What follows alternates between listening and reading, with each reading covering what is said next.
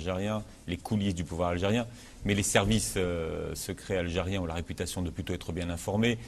Quand la nouvelle est arrivée jusqu'à eux, que vous écriviez un livre sur le président Bouteflika, est-ce que des gens se sont manifestés pour vous voir, peut-être certains pour vous donner un certain nombre d'informations, ou d'autres pour vous dissuader d'écrire ce livre?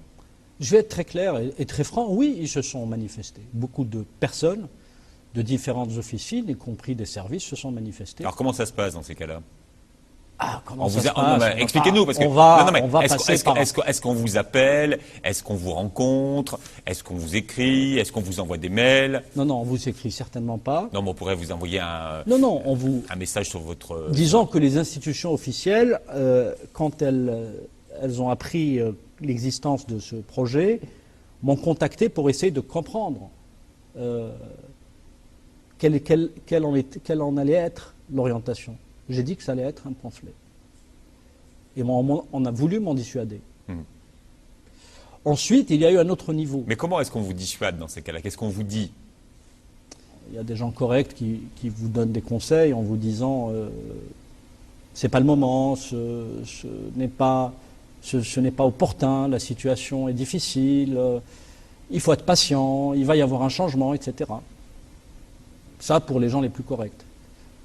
Pour les moins corrects et les moins civilisés, on saura répondre, tu as encore de la famille en Algérie, on te connaît, on peut te faire du mal nous aussi, etc. Et pour les voyous, c'est un peu d'intimidation, quelques tentatives de corruption de type tu n'es pas rentré depuis 12 ans en Algérie, on va te faire rentrer, tu vas voir, on va te dérouler le tapis rouge, tu seras reçu par tout le monde, etc., etc.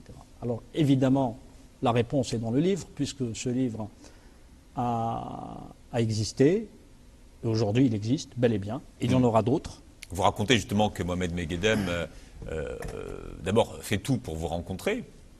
Il arrive à vous rencontrer dans un restaurant où vous avez vos habitudes, et vous donne des conseils divers et variés. D'ailleurs, on voit que dans son discours, le discours change.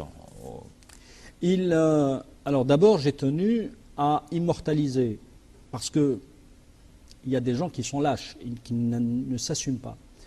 À chaque fois que j'avais une rencontre de ce type, j'ai tenu à immortaliser ces rencontres, soit en enregistrant clandestinement les sons, soit en filmant. C'est-à-dire que Moguedem, vous l'avez enregistré?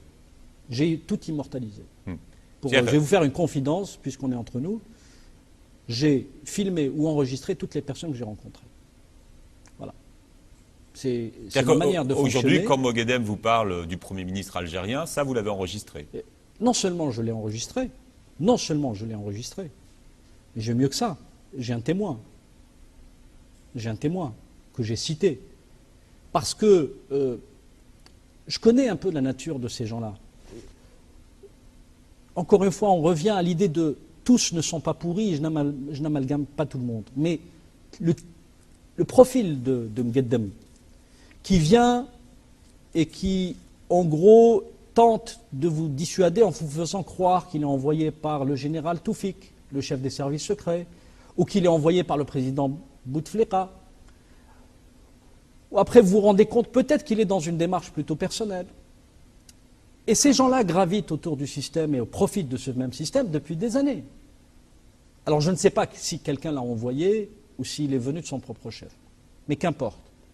Pour moi, le livre est là, c'est quelqu'un qui est ès-qualité. Il est chargé de mission au sein de la présidence de la République algérienne. Donc il vient me voir. Au départ, il tente de m'intimider. Comme je suis difficilement intimidable, d'ailleurs les islamistes en savent quelque chose, il tente de me séduire par la sympathie. Et il tente de passer un deal avec moi, c'est de prendre le contrôle sur le livre. Puisque quand il voit que je suis têtu et que de toute manière ce livre allait être écrit et publié, il tente de s'approprier mon esprit, pourquoi pas, tant qu'on y est, et orienter le contenu de ce livre. Atténuer éventuellement les passages qui visaient les gens qui lui étaient proches et accentuer les passages des gens avec lesquels il était en désaccord. Et parmi ces gens-là, qu'il me citera très défavorablement, moi j'ai pris le parti de tout raconter. Je dis, voilà, je suis dans un rapport de confiance avec le public, avec les lecteurs, et de transparence surtout. Je n'ai absolument rien à cacher, moi je suis journaliste. Et donc j'ai fait le pari de tout raconter dans le livre.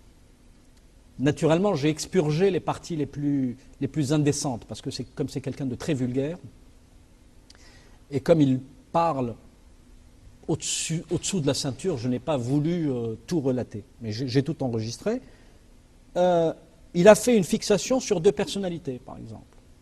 Le premier, le chef du gouvernement, Ahmadou Yahya, et l'ancien ministre de l'Intérieur, qui n'est pas à mes yeux quelqu'un de très sympathique, Nordin Yazid Zerhouni. Et je me suis rendu compte qu'en réalité, il avait un problème personnel avec l'un et avec l'autre. Alors, sur le premier, il a tenu des propos que la décence m'interdirait de rapporter sur une chaîne de télévision, même s'il y a des passages qui sont... D'accord, mais que vous retranscrivez dans votre livre. Oui, donc, mais c'est différent. D'accord. C'est quand même différent.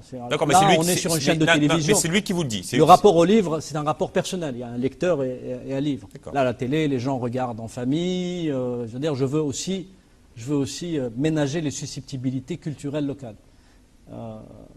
Sur Zerhouni?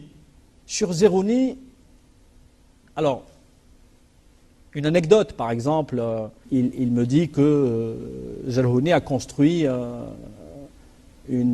immeuble et que cet immeuble donne sur une caserne de la sécurité militaire et que malgré l'interdiction d'ouvrir des fenêtres donnant sur la caserne, il le fait parce que c'est lui. Et en gros, la mairie ne dit rien. Très bien. J'enquête un petit peu sur Mgueddem. Je me rends compte que Mgueddem a fait juste dévier une route qui devait piétiner un petit peu son jardin. Zerhouni n'a pas respecté le code communal qui interdit l'ouverture d'une fenêtre sur la caserne, ce qui est normal, puisque ce sont des sites sensibles. Même en France, on a les mêmes contraintes sur le plan urbanistique. Mais bon, il a passé outre cette interdiction. Et je me suis rendu compte que Mgueddem, qui habite à quelques centaines de mètres de là, a fait exactement la même chose, puisqu'il y avait un projet de route qui devait amputer sa propriété de quelques dizaines de mètres carrés de terrain, et il a fait dévier le projet. C'est-à-dire pour dire la puissance de ces gens-là. Ils peuvent changer des projets qui sont décidés par l'État. C'est-à-dire l'État, la commune, la wilaya, c'est-à-dire la préfecture, le département, etc. C'est dire. Et ces gens-là, en fait, ce type de profil, en réalité, quand on analyse bien, ce sont des gens qui, depuis l'indépendance, ont pensé qu'ils étaient à la tête d'une propriété privée. C'est-à-dire que Bouteflika et compagnie pensent que l'Algérie est une propriété privée et donc ils sont dans un rapport d'asservissement à la fois du pays et de la société, et ils ne sont pas là pour servir ce pays et servir ce peuple. Alors que la vocation première de quelqu'un qui s'engage en politique, c'est d'abord de servir sa patrie et de servir la population, et notamment la population algérienne. Si on avait un peu de cœur, si on avait un peu de conscience, c'est quand même une population, une société qui a beaucoup souffert depuis la nuit coloniale, et même avant, jusqu'à aujourd'hui. On a eu quelques années de répit, mais c'est un peuple qui n'a pas vraiment connu le bonheur. Et son malheur est accentué par l'irresponsabilité de ces gens-là, dont Mgueddem est en réalité un tout petit symptôme. Je ne fais pas une fixation sur lui.